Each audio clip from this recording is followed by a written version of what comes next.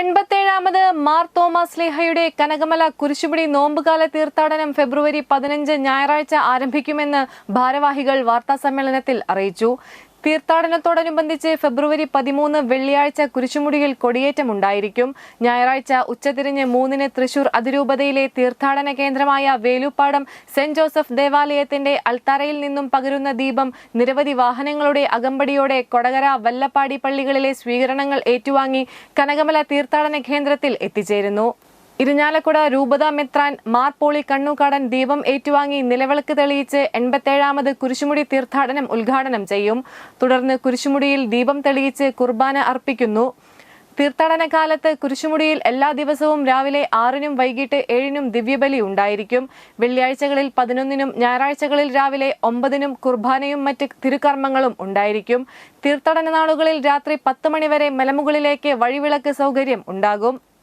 കുരിശുമുടിയിൽ തീർത്ഥാടകർക്ക് വിപുലമായ സൗകര്യങ്ങൾ ഒരുക്കിയിട്ടുണ്ടെന്നും ഭാരവാഹികൾ അറിയിച്ചു. കനകമല തീർത്ഥാടന കേന്ദ്രം rector father Daison Kavalakkatt, general convener Varghese Kalliyath Parambil, PRO Shojan D Vidheyathil, കൈക്കാരൻ ജോജു ചുള്ളി, കേന്ദ്രസമിതി പ്രസിഡന്റ് ബിജു കുയിലാടൻ എന്നിവർ വാർത്താസമ്മേളനത്തിൽ പങ്കെടുത്തു. ഞായറാഴ്ചയാണ് നമ്മുടെ പ്രധാനപ്പെട്ട പരിപാടി. 3 മണിക്ക് വേലുപ്പാടം സെന്റ് ജോസഫ് തീർത്ഥാടന കേന്ദ്രത്തിൽ നിന്ന് ദീപശിഖ ഏറ്റുവാങ്ങി കൊടകര, വല്ലപ്പാടി പള്ളികളുടെ സ്വീകരണം സ്വീകരിച്ച് നമ്മൾ 5:30-ന് കനകമല തീർത്ഥാടന കേന്ദ്രത്തിലെത്തുന്നു. അഭിവന്യ പോളി കണ്ണുകാടൻ പിതാവ്, ഇരിഞ്ഞാലക്കുട രൂപതാധ്യക്ഷൻ ദീപം ഏറ്റുവാങ്ങി അടിവാരത്തെ പള്ളിയിൽ തിരിതെളിയിച്ച് ഈ വർഷത്തെ തീർത്ഥാടനം ഉദ്ഘാടനം ചെയ്യുക.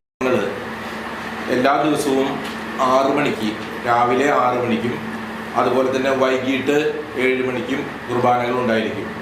വെള്ളിയാഴ്ച 11 മണിക്കും അതുപോലെ തന്നെ ഞായറാഴ്ച 9 മണിക്കും കുർബാനകൾ ഉണ്ടായിരിക്കും.